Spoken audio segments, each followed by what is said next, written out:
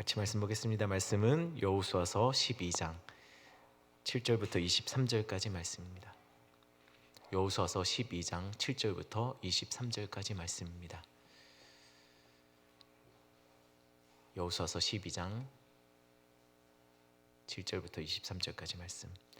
저와 여러분들 한 절씩 교독하겠습니다. 제가 먼저 읽습니다. 여호수아와 이스라엘 자손이 요단 이평 곧 서쪽 레바논 골짜기의 바알갓에서부터 세일로 올라가는 곳 할락산까지 쳐서 멸한 그 땅의 왕들은 이러하니라. 그 땅을 여호수아가 이스라엘의 지파들에게 구분에 따라 소유로 주었으니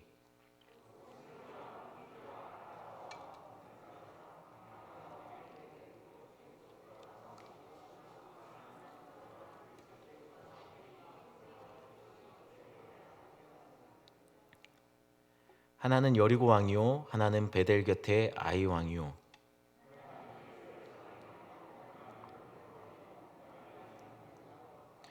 하나는 라기스 왕이요 하나는 드빌 왕이요 하나는 게델 왕이요 하나는 림나 왕이요 하나는 아둘람 왕이요 하나는 답보아 왕이요 하나는 헤벨 왕이요 하나는 마돈 왕이요 하나는 하솔 왕이요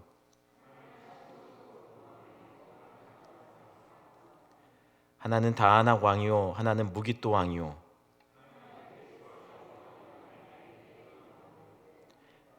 하나는 돌의 높은 곳의 돌 왕이요 하나는 길갈의 고임 왕이요 하나는 디르사 왕이라 모두 31 왕이었더라.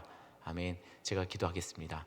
하나님, 오늘 주님께서 주신 말씀, 그 말씀 갖고 함께 아버지 안에 이 말씀을 나누려고 합니다. 하나님 깨닫는 영 주시고 하나님 말씀 깨달을 때 또한 하나님 앞에 순종하고 엎드려지는 우리 자신이 되게 주님 도와주시옵소서. 늘 항상 우리를 아버지 안에 마치 왕처럼 우리 자신이 스스로 모든 것을 소견에 옳은 대로 살아가고 있는 우리들 안에 있는 하나님을 대적하는 왕들을 무너뜨리는 역사 일어나게 주님 도와주시옵소서. 인도하실 하나님 감사를 드리며 예수님의 이름으로 기도드렸습니다. 아멘. 사실은 여호수아서 12장 전체를 읽어야 되는데 제가 그 중간 잘라서 23절 7절부터 23절만 읽었습니다. 근데 같이 한 절씩 교독하는 중에 제가 느낀 것은 이렇게 하길 정말 잘했다라는 생각이 들었습니다. 여러분들 계속 읽으시면서 약간 짜증이 막 올라오시려고 하는 것 같은 느낌이 들어서 제가 중간에 잘라서 읽으길 정말 잘했다는 생각이 듭니다. 자, 주일 시간에 이야기한 것이 있습니다. 그건 뭐냐면 여러분 기억하실 거예요. 구슬을 꿰야 한다고요. 여러 가지 여러분이 가지고 있는 성경의 이야기들은 거기서 따로 뚝 떨어뜨려서 생각하시면 안 됩니다. 항상 연결시켜서 이야기하셔야죠. 각 이야기들은 성경 전체의 구속자적인 그런 굉장히 큰 그림, 흐름 속에서 같이 보아야 한다는 것입니다. 그럼 오늘 본문을 읽어보신 여러분들 어떤 생각이 드셨나요? 오늘 본문 이야기 도대체 무엇을 말하고 있는 것일까요? 방금 전에도 제가 시작하면서 이야기했던 것처럼 아마 본문을 여러분들 읽을 때 아마도 여러분들이 느꼈던 그 기분, 어떤 인상은 아마 이렇지 않았을까라는 생각이 듭니다. 첫 번째로 모르겠다입니다. 본문을 읽었지만 잘 모르겠다입니다. 알 수 없는, 기억할 수도 없고 아마 지명과 족속들 계속 소개만 되고 있었죠. 그래서 잘 모르겠다는 겁니다. 마치 전화번호부 책 읽는 것처럼 도대체 이 속에서 무슨 선한 것이 나올까라는 생각들을 하시면서 읽었을 거라는 생각이 듭니다. 그래서 또 드는 생각, 두 번째로 안물안굼이라는 겁니다. 여러분 잘 모르죠? 이 말이 무슨 말인지. 요즘 아이들이 이 말을 많이 씁니다. 안물안굼. 이게 뭐냐면 안 물어봤고 안 궁금하다는 거예요. 안물안굼인데 왜 아이들은 말을 하다 보면 자기가 관심 없는 얘기인데 왜 하냐는 거예요. 그때 이렇게 말하는 거예요. 안물안굼이라고요. 나는 관심 없고 나 물어본 적도 없고 나는 듣고 싶지도 않은데 왜 알려줘요? 라는 거죠. 마찬가지예요. 오늘 본문이 그렇다는 거예요. 안물안굼인데 왜 성경이 우리에게 알려주고 있냐는 거예요. 이거 굳이 우린 궁금하지도 않고 물어본 적도 없는데 성경이 왜 우리에게 이걸 말하고 있냐는 것이죠. 이렇게 많은 인명과 지명이 나오는데 굳이 우리가 이걸 알 필요가 있냐는 것이죠.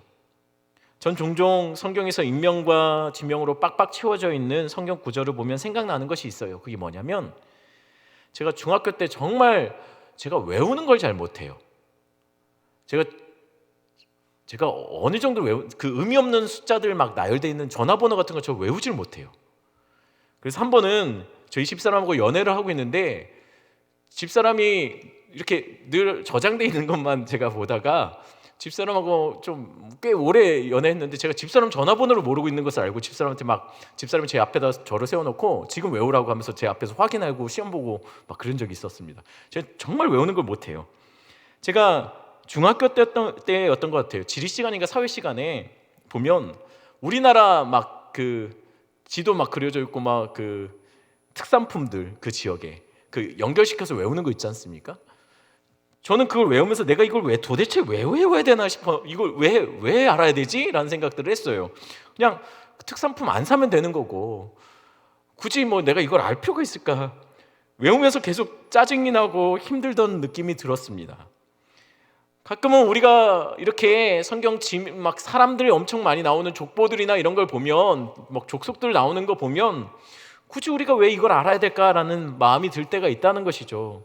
자, 그럼 성경에서 도대체 필요 없는 부분이 있을까요? 필요 없는데 기록된 부분이 있냐는 거예요.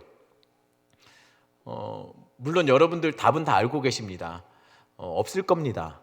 없음에도 불구하고 문제는, 우리는 이렇게 이름이 빼곡하게 나오는 본문의 본문 그 이름이나 지명들이 가득 차 있는 어떤 성경 본문을 보게 되면 그냥 넘어가고 싶다는 거예요. 설교자인 저도 넘어가고 싶습니다. 그러니 여러분들 얼마나 넘어가고 싶겠습니까? 도대체 여기서 아무것도 뭐 우리에게 유익한 것이 나올 것 같지 않지요. 마찬가지입니다. 창세기를 다룰 때도 족보들이 몇 번 나올 때마다 저도 설교 시간에 그냥 넘어가고 싶어요. 왜냐면 족보에서 설교하는 것 너무 어렵거든요. 그러나 그냥 넘어가면 안 되는 이유들이 있습니다. 그 안에는 분명히 하나님께서 그것을 통해서 우리에게 말씀하시는 메시지가 있다는 것이에요.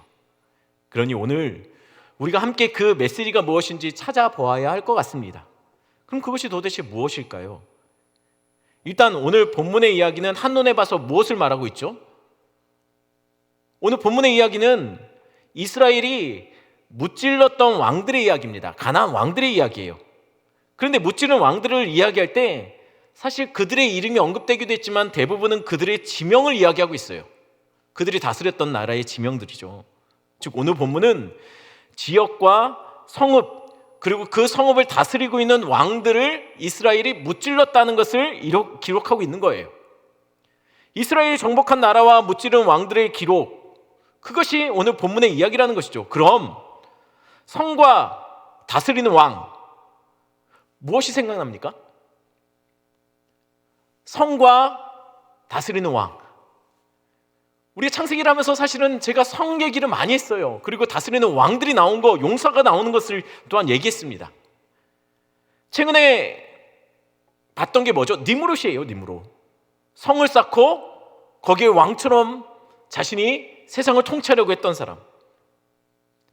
또 최근에 다루었던 히브리어 중에서 제가 헤칼이라는 단어를 이야기했습니다. 이 단어의 뜻이 뭐라고요?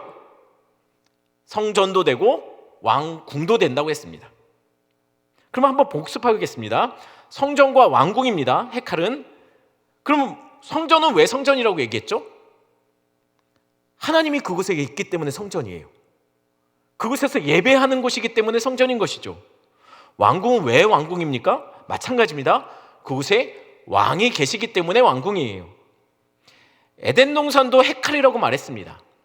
왜냐하면 그곳에 하나님이 왕으로서 계시고 그곳에서 하나님이 예배 받으시는 하나님으로 존재하시기 때문이에요.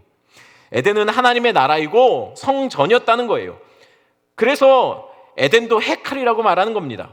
그래서 여러분, 에덴은 하나님의 나라로서 하나님의 말씀이 들려지는 장소가 되었어요. 헤칼로서 에덴은 성전, 성전으로서 그곳에 예배 드리는 장소였죠. 하나님의 말씀과 예배가 중요하다고 말했습니다. 그러니 에덴에서 아담은 누구였다고요? 예배자이며 하나님의 백성이었다는 거예요. 그런 아담에게 하나님이 이렇게 명령합니다. 생육하고 번성하여 땅에 충만하라. 이 말이 무슨 말이라고요? 하나님의 이 땅을 향한 계획이 그 속에 담겨져 있었다고 얘기했어요. 하나님은 하나님의 백성들로, 예배자들로 세상을 가득 채우기를 원하셨어요. 그래서 온 땅이 주님을 예배하는 그런 나라를 원하셨다는 거예요. 온 땅에 하나님의 말씀으로 통치하는 그런 나라를 원하셨다는 거예요. 그게 하나님의 꿈이었어요. 그런데 아담과 하와가 범죄하지요. 하나님은 예배가 사라진 땅에 하나님 예배자를 보내셔요. 그리고 그 땅을 정복해서 그 땅을 예배로 회복시키길 원하셨습니다. 하나님은 말씀이 들리지 않는 땅에 그의 백성을 보내세요. 그래서 그 땅에서 하나님의 통치에 순종하며 삶을 살아가는 자들, 그들로 하나님의 나라를 세우길 원하십니다. 이것이 하나님의 꿈이었어요. 그런데 아담과 하와가 그렇게 못했다는 것이죠. 하나님은 세상을 예배로 가득하길 원하시고 하나님의 말씀이 들리는 통치로 가득하길 원하셨는데 아담과 하와는 스스로 자신이 하나님처럼 되려고 해요. 이 말은 곧 자신이 내 인생의 왕이 되겠다는 거예요. 하나님 없는 삶 살겠다는 거예요. 그들이 왕이 되려면 에덴은 결국 뭐가 됩니까? 아담의 나라가 되는 거예요. 그래서 하나님은 그거 보고 싫었던 것 같아요. 그래서 아담과 하와를 에덴에서 쫓아내죠. 그럼 이후에 태어난 그의 후손들은 어땠을까요? 그들도 역시 예배와 말씀을 잊고 삽니다. 대표적인 것이 바로 가인과 그의 후손들이죠. 하나님을 떠나 예배와 하나님의 통치를 잃어버린 가인의 후손들이 한 일이 뭐냐면 하나님을 떠나서, 가인이 하나님을 떠나서 제일 먼저 한 것은 성을 쌓는 것이었어요. 성을 쌓아놓으니까 힘을 높이고 자신의 이름을 드러내고 자신을 높이는, 자신을 예배하는 삶을 살게 돼요. 하나님 없는 자리에 자신이 앉고 보니 인생의 목표는 자신을 높이는데, 힘 모으는데, 떵떵거리며 사는데, 그럴듯한 삶 사는데, 다른 사람을 밟고라도 내가 원하는 것 마음대로 할 수 있는 그런 삶을 목표로 살아가게 되더라는 거예요. 그러다 보니 뭐가 나옵니까? 용사들이 나와요. 네피림이라는 용사들이 나오죠. 무자비한 사람들, 남을 죽여서라도 내가 원하는 것들, 내 힘을 드러내며 살고 내 이름 드높이며 사는 자들, 그게 네피림이에요. 또한 이것은 홍수 전만 그런 것이 아닙니다. 홍수 후에도 노아의 가족들만 남았어도 여전히 하나님 떠난 인생들 속에서는 계속해서 나오는 건 용사들이에요. 하나님을 대적하는 용사. 대표적인 사람이 누굽니까? 니므롯이에요. 오늘 제가 너무 말이 빠르죠. 제가 좀 천천히 할게요. 니므롯이 한 일, 이 니므롯은 제가 지난주에 말했던 것처럼 조금 더 이 니므롯을 더 살펴보고 싶기는 한데, 그런 마음이 있긴 한데 벌써 이 두 주나 살펴봐서 이번 주일날 이걸 스킵할지 어쩔지 고민하고 있습니다. 아무튼 니므롯이라는 사람은 사실은 고대 종교를 만들어낸 사람이에요. 그 고대 바벨론의 그런 신들이 사실은 그로부터 시작됐다라는 것에 대해서 대부분의 학자들이 의견을 일치합니다. 니므롯은 적그리스도 같은 사람이죠. 하나님 대신 자신이 왕이 되고 신처럼 추앙받고 싶어서 사람들을 미혹시킨 사람이 바로 니므롯입니다. 니므롯을 중심으로 만들어진 세상의 모습은 결국 뭐냐면 하나님 없는 세상이에요. 하나님 없어도 우리가 살 수 있다는 그것을 보여주고 입증하며 살고 싶었다는 것이에요. 자, 그럼 여태까지 복습한 거고 오늘 본문에서 한번 다시 제가 질문해 보겠습니다. 그렇다면 오늘 본문은 도대체 무슨 이야기를 하는 것일까요? 오늘 본문에 온통 성들 이야기와 왕들의 이야기가 나왔어요. 이름하고 성들의 이름이 빼곡하게 나열되고 있습니다. 오늘 본문은 왜 안물안궁인데 이렇게 기록해서 우리에게 지금 무엇을 말해주고 싶은 것일까요? 왜 성읍들과 왕들을, 그들 정복한 것을 오늘 본문에서 계속 빼곡하게 언급하고 있는 것일까요? 왜 이들이 나열되고 무너진 왕, 정복되었던 왕들을 소개하고 있는 것일까요? 그것들을 우리가 굳이 알아야 될 필요가 있느냐는 거예요. 그러면 한번 질문을 제가 좀 바꿔서 질문하겠습니다. 하나님을 대적했던 나라의 왕들이 무너지고 그들의 땅을, 그들의 성이 이스라엘 백성들에 의해서 정복당했습니다. 그렇다면 이것은 무엇을 말하는 것일까요? 하나님은 아담부터 노아에게도 마찬가지고 계속 말씀하셨던 게 있어요. 생육하고 번성하여 땅에 충만하라, 땅을 정복하고 다스리라고요. 그런데 지금 이스라엘 백성들이 성을 만들어 놓고 용사들이 나오는 땅, 그 땅에 왕이 세워진 가짜 왕들로 가득한 그 땅에 들어가서 그 땅의 왕들을 무너뜨리고 그 성을 차지하더라는 것이에요. 이것이 무엇을 말하는 것일까요? 도대체 이것을 통해서 무엇을 하나님 우리에게 말씀하고 있는 것이냐라는 거예요. 하나님의 꿈이 이렇게 이루어지고 있다는 것이에요. 예배와 말씀을 거부했던 땅에 예배가 회복되고 하나님의 통치가 세워지고 있는 것을 의미합니다. 왜냐하면 그 땅의 예배자가, 그 땅에 하나님의 말씀을 살아내는 자들이 그 땅을 정복했잖아요. 단지 이스라엘이 들어가서 가나안 땅을 차지했다는 것은 단지 땅을 얻었다는 말의 의미가 아니에요. 그 이상의 의미를 갖습니다. 그것이 무엇입니까? 그 땅에 드디어 하나님의 나라가 세워졌다는 거예요. 예배를 잃었던 땅에 하나님의 예배가 회복되었음을 보여주는 거예요. 즉 가나안 땅 정복은 전쟁을 기록한 것이 아니라 하나님의 나라가 어떻게 이 땅에 임하는지, 어떻게 하나님의 나라가 세워져 가는지, 그것을 하나의 샘플로, 모형으로 우리에게 보여주고 있다는 것이죠. 하나님의 나라는 일단 그 땅을 점령하고 있는 왕을 무너뜨려야 합니다. 왕이 무너져야 그 땅에 진짜 왕의 통치가 임하는 것이에요. 하나님을 대적하는 용사들이 무너져야 한다는 것이에요. 그래서 가나안의 무너진 왕들을 오늘 소개하고 있는 겁니다. 가짜 왕이 무너졌다는 거예요. 후에 이어지는 다른 성경들 계속 이어져서 나오는 게 가나안 땅의 용사들에 대한 언급들을 해요. 특별히 대표적인 사람이 누구죠? 골리앗이에요. 골리앗이 무너졌다는 얘기는 곧 뭡니까? 그 땅에 용사로 추앙되는 사람들이 믿고 의지하고 우리를 보호해줬다는 그 사람이 무너졌다는 것은, 그 챔피언이 무너졌다는 것은 곧 하나님의 승리, 하나님이 진짜 챔피언 되시고 하나님이 진짜 우리의 왕 되신다는 것, 진짜 용사 되신다는 것을 보여주는 것이에요. 그래서 다윗이 그렇게 고백하는 거예요. 내가 이기고 내가 용맹스러운 게 아니라 만군의 여호와의 이름으로 나간다는 것이죠. 진짜 용사는 우리 주님 되신다는 것이죠. 용사와 왕들이 무너질 때 그 땅에 하나님의 통치, 하나님의 왕위가 세워진다는 것이에요. 어떻게 우리가 하나님이 통치하는 나라 그의 백성이 될 수 있을까요? 우리는 어떻게 하나님의 나라의 백성이 될 수 있을까요? 마찬가지입니다. 왕이 정복돼야 돼요. 먼저 왕이 정복돼야 우리 안에 진짜 왕의 통치가 회복됩니다.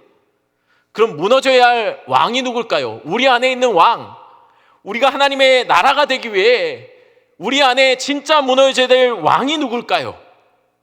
그거는 여러분이 잘 아실 거예요. 여러분의 왕이 누구십니까? 여러분 안에 혹시 니므롯처럼 무언가 우리로 끊임없이 높이 쌓게 만들고 모으게 만드는, 그래서 그것이 인생의 성공이라고 말하고 그렇게 되면 행복할 것 같고 그렇게 하면 더 이상 기도 안 해도 될 것 같고. 여러분, 제가 존경하는 목사님이 그런 말을 했었어요. 우리가 기도하는 기도의 제목들을 가만히 들어보면 대부분 여러 형태로 기도를 하지만 압축해서 요약하면 다 똑같은 기도를 하고 있대요. 그 기도가 뭐냐면, 하나님 왜 자꾸만 나에게 이렇게 나와서 기도하게 만드십니까? 기도 안 해도 되게 좀 만들어 달라는 얘기예요. 뭐죠? 왜 돈 문제 때문에 걱정하게 만들어요? 자식 문제 때문에 왜 걱정하게 만들어요? 이런 기도 안 해도 되게 좀 해달라는 얘기예요. 모든 것들이 기도 안 하게 좀 만들어 달라는, 그래서 응답만 주시면 끝나버릴, 더 이상 하나님 내 이 기도 안 해도 되는 것들, 내가 하나님 앞에 어떤 삶을 살아야 될지 날마다 몸부림치기보다는 하나님이 나에게 무엇을 주실 수 있을런지 그것을 생각하고 있는 그런 기도의 대부분이라는 거예요. 그러니까 우리의 기도를 가만히 들어보면, 하나님 왜 자꾸만 나 기도하게 만드십니까? 알아서 해주시면 안 됩니까? 에레로. 그렇지 않나요? 그렇지 않은 표정을 지으면 저만 그런 것 같지 않습니까? 대부분 우리 기도가 그렇다는 거예요. 마치 우리 안에 있는 니므롯이 우리에게 끊임없이 뭔가 하나님 없어도 되는, 우리가 괜찮은 성을 쌓아놓는 것처럼 그렇게 우리에게 그렇게 살라고 하는 것처럼, 강요하는 것처럼 우리 안에 우리를 끊임없이 포로되고 끊임없이 멈추지 못하게 하는 진짜 우리를 속이고 있는 가짜 왕이 있다는 것이에요. 그것이 누군가에게는 성공이라는 님으로 쉴 수 있습니다. 돈이라는 님으로 쉴 수도 있고요, 어쩌면 즐거움, 인생의 행복 또는 자녀라는 그런 님으로시 우리 안에 왕자의 우리 끊임없이 노력하고 일할 수밖에 없게 만드는 것이죠. 내 마음을 다 빼앗아 버리고, 그래서 그거 사라지면 죽을 것 같은 내 안에 니무롯이 있다는 거예요. 하나님보다 더 많이 생각하고 하나님보다 더 많은 영향력을 내 삶 속에 행하고 있는 니무롯이 있다는 거예요. 그거 무너져야 된다는 거예요. 그거 무너지기 전에는 내가 진정한 하나님의 나라가 이 땅에 임하지 않는다는 것이에요. 예수님이 귀신을 쫓아내죠. 그때 뭐라고 얘기했냐면, 이 귀신이 물러났을 때 예수님이 그를 향해서 그렇게 말해요. 하나님의 나라가 이곳에 임했다라고요. 우리를 사로잡고 있는 것이 무너져야 우리가 진정한 하나님의 나라가 될 수 있다는 것이에요. 결국 이스라엘의 가나안 정복 과정, 오늘에서 말하고 있는 것은 하나님 모르는 땅에 하나님의 나라가 세워져 가는 과정을 보여주고 있어요. 어떻게 해요? 그 땅에 하나님의 백성들이 침투해 들어갑니다. 그리고 그 땅을 정복해 가요. 그 땅에 왕을 무너뜨려요. 그리고 하나님의 백성이 그 땅에 드디어 이주하고 정착합니다. 그것이 하나님의 나라가 세워지는 방법이에요. 이들이 이 가나안 땅을 차지하기 전에 먼저 벗어났던 것이 뭡니까? 애굽에 묶였던 그 종살이하던 삶을, 그 땅을 박차고 나와요. 그리고 가나안 땅에 왕을 무너뜨리고 그 땅에 정착함으로 그 땅에 말하자면 하나님의 나라의 모형인 가나안이 완성되어 가는 거예요. 여러분, 우리가 어떻게 하나님의 나라를 찾을 수 있을까요? 마찬가지예요. 이 땅에 애굽처럼 우리를 사로잡고 있는 모든 결박들을 끊고, 죄의 결박들을 끊고, 우리는 결국 이 땅에서 하나님의 나라의 백성인 것처럼 우리 안에 있는 왕을 무너뜨려야 돼요. 하지만 결국 궁극적으로 우리는 어디로 이주합니까? 나중에 천국으로 이주해서 정착할 때 하나님의 나라는 이루어져요. 그냥 이 가나안 땅은 사실은 진짜 하나님의 나라를 말하는 건 아니에요. 샘플이에요. 이것을 통해서 우리가 진짜 하나님의 나라가 어떻게 완성되어져 가는지를 보여주는 것이죠. 그런 면에서 이번 주죠, 우리 원로 목사님 참 이렇게 떠나보내면서 아쉬움이 있었죠. 하지만 결국은 우리도 이주해야 할 것이고, 그래서 하나님의 나라는 마치 벽돌 하나하나가 성전이 서로 연락돼서 성전을 이루는 것처럼 우리도 가서 언젠가는 그 성전을 이루는데, 완성시키는데 우리도 보태는 자가 될 거예요. 우리 원로 목사님 먼저 가서 그 천국의 한 부분으로 그렇게 이주해 가신 거죠. 정착하신 거죠. 우리도 이주할 때가 온다는 것이에요. 그런데 오늘 본문에 보니까 그럼에도 이 정복의 과정을 두 가지로 구분해서 말합니다. 1절부터 6절까지는 우리 제목이 뭐라고 나와있죠? 모세가 차지한 땅입니다. 그리고 오늘 우리가 읽었던 7절부터 24절은 여호수아가 차지한 땅, 두 개로 구분해서 이야기하고 있습니다. 1절부터 6절까지 땅을 차지했던 지파는 모세 때, 그러니까 말하자면 모세 때 정복이 끝난 땅은 르우벤과 갓과 므낫세 지파, 이 므낫세 반지파죠. 이 두 지파 반이 차지한 땅, 바로 요단 동편에 있었던 땅이에요. 그곳에도 마찬가지였어요. 유명한 용서로 불려지던 아모리 왕 시온과 바산한 옥이 있었습니다. 그들이 쓰러지고 그 땅을 차지했어요. 그런데 그 땅을 누가 진두지휘했다고요? 모세가 진두지휘했습니다. 모세는 가나안 땅에 못 들어갔죠. 그러면 요단 동편은 가나안 땅입니까? 가나안 땅이 아닙니까? 가나안 땅이 아닌 거예요. 가나안 땅이 아닌데 동편을 그들이 차지했습니다. 7절부터 24절까지 언급되고 있는 왕들은 요단 서쪽, 그러니까 가나안 땅을 건넜을 때, 가나안 땅, 그러니까 요단강을 건너 들어갔을 때 가나안, 원래 하나님이 약속하셨던 그 땅을 다른 지파들은 차지하게 되는 겁니다. 왜 모세가 차지했던 땅, 여호수아가 차지했던 땅을 구분해서 오늘 본문을 이야기할까요? 왜냐면은 가나안 땅을 차지한 사람과 가나안 땅 목전에서 멈춘 사람들의 이야기를 구분해서 이야기하고 싶어서 그랬던 것입니다. 르우벤과 갓과 므낫세 반지파는 가나안 땅 요단강 동편에 머물기로 했어요. 왜 이들이 이곳에 머물려고 했는지는 제가 설교 시간에 몇 번 얘기했습니다. 이들이 이전에 말한 것대로면 이들이 요단 동편의 왕들을 정복하고 보니 그 땅이 살기 괜찮은 거예요. 좀 이렇게 풀도 많이 나고 가축을 기르기에 참 좋아 보였습니다. 그래서 이들이 모세를 찾아가서 이렇게 부탁합니다. 이 땅에 우리 그냥 정착하겠다고요. 굳이 우리는 요단강을 건너서 가나안 땅에 안 들어가도 된다고, 그냥 우리 여기에 머물겠다고 얘기합니다. 그런데 모세의 입장에서는 이들이 참 전통적으로 전쟁을 잘하는 부족 지파들이에요. 그러니 처음에는 허락하지 못하죠. 하지만 약속을 받아냅니다. 나중에 요단강을 건너고 가나안 땅을 전쟁하고서 빼앗을 때 너희들 전쟁할 때 참여해야 된다고. 이 땅을 너희들 멈춰서 전쟁이 끝나고 너희들 땅을 받았다 할지라도 전쟁은 너희들 같이 니네가 앞장서서 싸워야 된다라고 약속하고 그들이 그 땅에서 머문다는 것이죠. 이들은 약속의 땅보다 동쪽에 머무는 걸 더 좋아했습니다. 왜냐하면 그 땅이 더 보기 좋았거든요. 하지만 분명한 것은 하나님이 주시겠다고는 약속의 땅은 아니었어요. 그래서 이들은 사실 역사적으로 보면 이 땅이 굉장히 전쟁 때마다 제일 고통받고 제일 피폐해진 삶을 살고 영적으로 가장 하나님을 멀리 떠난 지파가 돼요. 그런데 오늘 본문에 보니까 그들의 땅을 모세가 차지한 땅이라고 말하죠. 여러분, 반대로 가나안 땅을 차지한 사람들은 누구입니까? 여호수아의 인도함을 받았던 사람들이 가나안 땅을 차지해요. 그래서 이 둘을 구분하죠. 둘을 구분합니다. 여호수아의 인도함을 여러분, 모세하면 무슨 생각이 듭니까? 제가 여러 번 얘기했지만 율법을 대표하는 사람이죠. 하지만 여호수아는 이름 자체가 뭐라고 했죠? 예수예요. 예수와 같은 이름이에요. 예수의 이제 발음상의 문제라는 거죠. 여호수아와 예수는 같은 이름입니다. 그러면 결국은 가나안 땅에 들어간 건 누굽니까? 여호수아의 인도함을 받은 사람이 들어갔다는 거예요. 이게 지금 상징적으로 지금 우리에게 보여주는 거예요. 하지만 율법의 인도함을 받은 사람은 가나안 땅 목전에서 머물러요. 들어가지 못했다는 것이죠.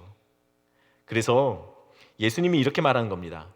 내가 곧 길이요 진리요 생명이니 나로 말미암지 않고는 아버지께로 갈 자가 없느니라. 하나님의 나라는 누가 차지한다고요? 율법 잘 지켜서가 아닙니다.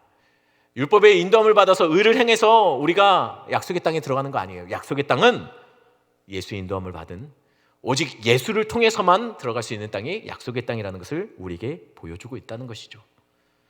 우리도 원래는 가나안 같은 자들입니다. 우리도 영적으로 주님 만나기 전에는 가나안 땅과 같이 영적으로 피폐해지고 우상들로 가득하고, 우리 안에 우리가 너무나 사랑하고 우리가 너무나 좋아하는 왕들을, 우리 안에 용사들을 키워내기 위해 그렇게 몸부림치던 우리 안에 영적인 내 자아가 그렇다는 거예요. 가나안을 똑 닮은 사람이에요. 죄송하지만 우리가 예수 만나기 전에는 여러분 나름대로 선하게 살았을지 모르겠지만 정직하게 말하면 우리는 하나님의 나라를 닮았다기보다는 가나안 땅을 닮은 우리의 영적인 상태가 그렇다는 것이죠. 예배를 모르고 말씀이 아니라 내 소견에 오른 대로 나를 즐겁게 하고 내 원함, 나를 더 드러낼 수 있는 것들을 선택하며 삶을 살았던 게 우리라는 거예요. 내 인생의 왕이 나로 알고 살았던 우리죠. 그런데 어느 날 예수가 내 안에 뚫고 들어오셨어요. 그분이 말씀으로 내 안에 마치 누룩처럼 침투해 들어오셨어요. 작은 말씀 하나가 어느 순간인가 들리기 시작하고 내 삶에 점점 영향력을 키워가고 내 안에서 그렇게 천국이 점점 확장되어져 가요. 마치 누룩처럼 말이죠. 그래서 천국은 누룩과 같다라고 얘기하지 않습니까? 그러면서 점점 내가 주인 삼고 살았던 나의 왕들이 흔들리기 시작해요. 내 안에 니무롯과 같던 내 육신의 정욕, 안목의 정욕, 이생의 사랑을 자랑하며 그것을 붙잡기 위해 삶을 살려고 몸부림치던 내 안의 왕이 무너지기 시작하고 흔들리기 시작하더라는 거예요. 하나님 모르고 살던 내 안에 하나님의 말씀이 들리기 시작하고 예배를 모르던 내 영이 예배로 가득 채워지기 시작하더라는 것이에요. 마치 누룩처럼 점점 내 속사람이 그분으로 채워지게 되더라는 것이죠. 이것은 마치 가나안이 예배와 말씀으로 채워지는, 마치 이스라엘 민족들이 침투에 들어가서 그 땅을 점령해 나가는 정복 과정처럼 말씀이 내 영혼을 조금씩 내 삶의 모든 영역을 조금씩 정복해 가더라는 거예요. 그게 말씀의 능력이에요. 말씀은 능력이 있어요. 여러분이 정말 들은 복음은 그렇게 우리의 영혼을, 우리의 죄악됨을 조금씩 점령해 갑니다. 그래서 성경은 천국은 마치 누룩 같다라고 말하는 것이죠. 이렇게 오늘 말씀처럼 왕이 무너지고 성이 정복된 자들을 향해 베드로는 이렇게 말합니다. 베드로전서 2장 9절 말씀 제가 읽어드립니다. 베드로전서 2장 9절 말씀입니다. 그러나 너희는 택하신 족속이요 왕같은 제사장들이요 거룩한 나라요 그의 소유가 된 백성이니 이는 너희를 어두운 데서 불러내어 그의 기이한 빛에 들어가게 하신 이의 아름다운 덕을 선포하게 하려 하심이라. 우리가 바로 그분의 족속입니다. 왕같은 제사장이에요. 기억하십시오. 왕이 아닙니다. 왕같은 제사장들이에요. 왕 같지만 예배에 우리의 전 인생을 들여서 오직 하나님만 우리의 기업 삼는 제사장들이라는 거예요. 우리를 거룩한 나라라고 불렀습니다. 여러분, 거룩한 나라 맞습니까? 여러분 안에 여전히 그럼에도 불구하고 여러분 아직까지 점령되지 않은 왕의 나라들이 우리 안에 빽빽히 있지 않습니까? 여전히 돈을 사랑하고 여전히 폼나게 살고 싶고 여전히 내 자존심 챙겨가며 삶을 살고 싶은 내 안에 니무롯이 없냐는 거예요. 그런데 성경은 이렇게 말해요. 너희는 왕같은 제사장들이요 거룩한 나라요 그의 소유된 백성이라고요. 하나님이 우리를 이미 그의 소유 삼았다는 거예요. 이미 등기부가 다 넘어갔다는 거예요. 우리 주님께로. 비록 딴 사람이 살더라도 우리 주님 입주할 날 조금씩 우리 주님이 우리 안에 하나님의 나라를 확장시켜 가신다라는 것이에요. 여러분 안에 여전히 가난으로 남겨진 영역이 있다 할지라도 하나님 아직은 우리가 내어놓지 않아서 그렇지 이미 정복된 것이라는 것이에요. 그러니 여러분 하나님의 나라답게 사시는 여러분 되기를 간절히 축원합니다. 그의 말씀과 예배로 채워진 삶을 살아가시는 여러분 되기를 간절히 축원합니다. 물론 우리 안에 여전히 포기되지 않은 죄의 습관들이 있고 여전히 점령되지 않은 땅이 있지만 하지만 기억하십시오. 우리는 결국 이 땅을 벗어날 때 성화시킬 그분이 있다는 것이에요. 그분이 우리를 온전히 그의 나라 삼아 주실 날, 그래서 성도로 불러주셨지 않습니까? 여러분 성도 맞습니까? 하나님은 여러분들 의인이라고 불러주세요. 근데 우리가 의인 맞습니까? 아니죠. 아직은 여전히 아니죠. 아직은 여전히 죄가 더 강력하게 우리를 다스리는 것 같지 않습니까? 그런데 결국 주님 하실 겁니다. 주님 정복하실 거예요. 그러시기로 마음 먹으셨으니까요.